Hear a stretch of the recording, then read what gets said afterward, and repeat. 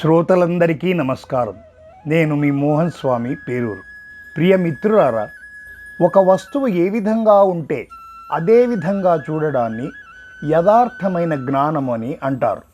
వస్తువును ఉన్నది ఉన్నట్టుగా కాక వేరొక విధంగా చూచినట్లయితే దానిని మిథ్యాజ్ఞానము అంటారు. ఉదాహరణకు, ఒక త్రాడును చూసి పాము అనుకోవడం, ముత్యపు చిప్ప లోపలి భాగం చూసి వెండి అని అనుకోవడం మిథ్యాజ్ఞానము అంటారు.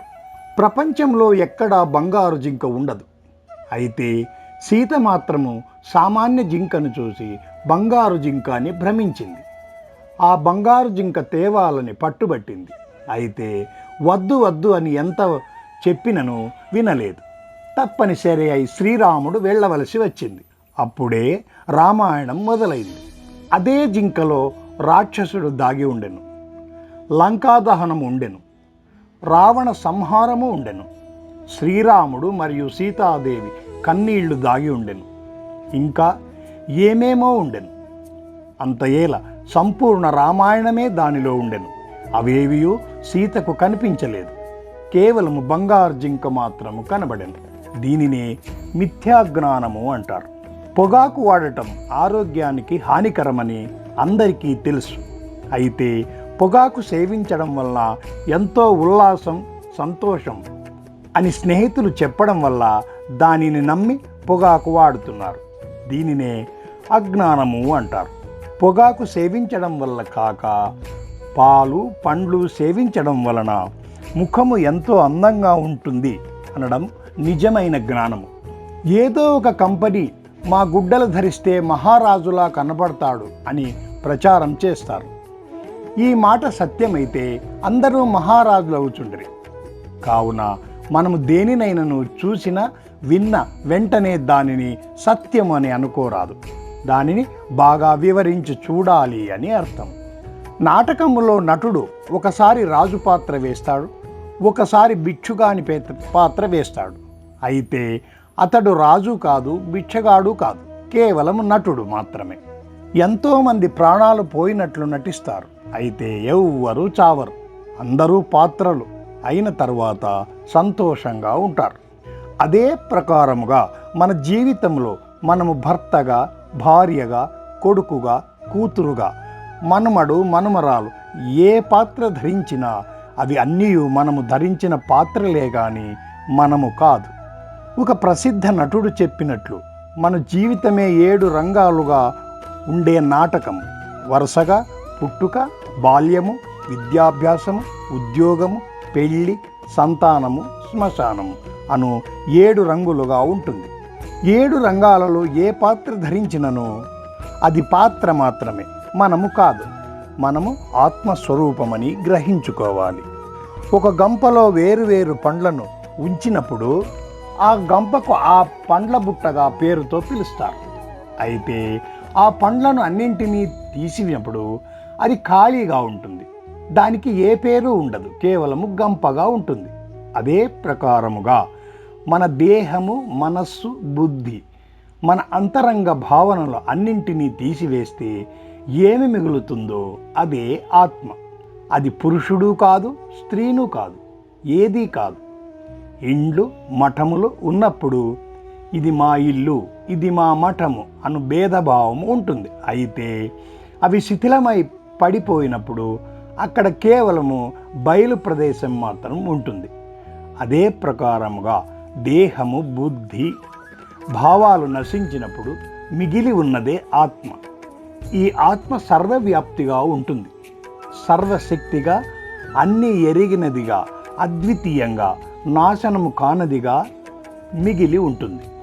మహాత్ములు సెలవిచ్చినట్టు జపమాల యందు మణులు వేరువేరుగా ఉన్నను వాటిని అన్నింటినీ కలిపే దారము లేదా సూత్రము ఒకటే కదా. అదే విధముగా అనంతమైన జీవరాశులు ఉన్నను అన్నింటి యందు ఉన్న ఆత్మ ఒక్కటే అనే సత్యాన్ని ఎరిగిన వారు ఈ ప్రపంచంలో ఎలా ఉంటారు అన్న దానిని ఈశోపనిషత్తునందు బాగా వర్ణించబడింది. ఎస్తు సర్వాణి భూతాన్యాత్మన్యే వానుపశ్యతే సర్వభూతేషు చాత్మానం తథోన విజుగుప్సతే.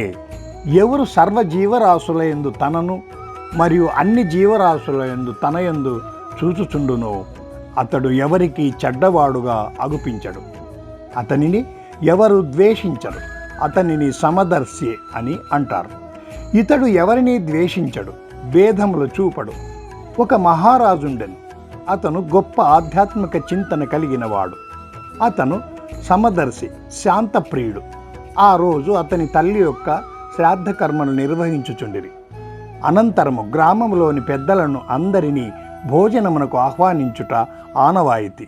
అట్లు వారు తృప్తిగా భోజనము చేసిన ఎడల మరణించిన పెద్దలు ఆత్మ శాంతించునని వారు సంతోషపడదరని భావిస్తారు. ఇంటిలో కార్యమైన తరువాత గ్రామంలోని వారిని భోజనమునకు పిలుచుటకు వెళ్ళుచుండగా ఇంటి ముందు 2 పేద పిల్లలు ఆకలితో వచ్చి వాకిలి వద్ద నిలుచుండిరి. వారిని చూచినంతనే ఆ మహారాజు వారి పరిస్థితిని చూచి ఆకలితో ఉన్నారని, స్వర్గస్థులైన మా పెద్దలే ఈ పిల్లల రూపంలో వచ్చినారని ఎంచి వారికి మృష్టాన్న భోజనం వడ్డించి వారిని తృప్తిపరచను. అంతలో ఊరివారు వచ్చి ఈ పరిస్థితిని చూచి వెనుకకు వెళ్ళిపోవచుండిరి. వారితో ఆ మహారాజు, దయచేసి అందరూ రండి, భోజనం చేసి వెళ్ళండి అనగా, మీరు మాకంటే ముందు ఆ పిల్లలకు భోజనము వడ్డించుట ఎంత మాత్రము సరికాదు అనిరి. అందుకు మహారాజు ఈ విధముగా చెప్పెను, నాకు పెద్దలు పిల్లలను భేదం తెలియదు. నాకు అందరిలో ఉండే ఆ పరమాత్మ, ఆ భగవంతుడు ఒక్కడే అని మాత్రము తెలుసు అన్నాడు. ఈ మాటలు విన్న తోడనే వారిలో పరివర్తన కలిగి అందరూ భోజనం చేసి వెళ్ళినారు. అంటే ఆ మహారాజు యొక్క సమదృష్టికి అందరూ ఎంతగానో సంతోషించినారు. కనిపెంచిన తల్లిదండ్రులు వదిలి భర్త ఇంటిలో ప్రేమ జ్యోతిని వెలిగించుటకు గాను వచ్చిన స్త్రీమూర్తి అయిన భార్య ఎటువంటి త్యాగమూర్తి. అయితే కొందరు భర్త భోజనం చేసిన తర్వాత భార్య భోజనం చేయాలని పలు రకాలుగా వాదిస్తూ ఉంటారు. ఇటువంటి పనులు సమదర్శులైన మహాత్ములకు ఎంత మాత్రము అంగీకరించదు. ఈ సత్యమైన సమదృష్టి లేకపోవడం వల్ల అన్నదమ్ములు, అత్తాకోడళ్ళు అన్ని ప్రదేశములందు పోట్లాడుకొని మనస్తాపము చెందుతున్నారు. మహాత్ముల వలె మనకు సమదృష్టి ఉంటే ఈ ప్రపంచమే శాంతియుతంగా ఉంటుంది కదా, లోక కళ్యాణం జరుగుతుంది కదా. అందుకు మనమందరూ సమదృష్టి కలిగి ఉండే ప్రయత్నము చేయాలి. ఓం శాంతి శాంతి శాంతి. సర్వే జనా సుఖినో భవంతు. మీకు ఈ వీడియో నచ్చినట్లయితే లైక్ చేసి షేర్ చేయండి.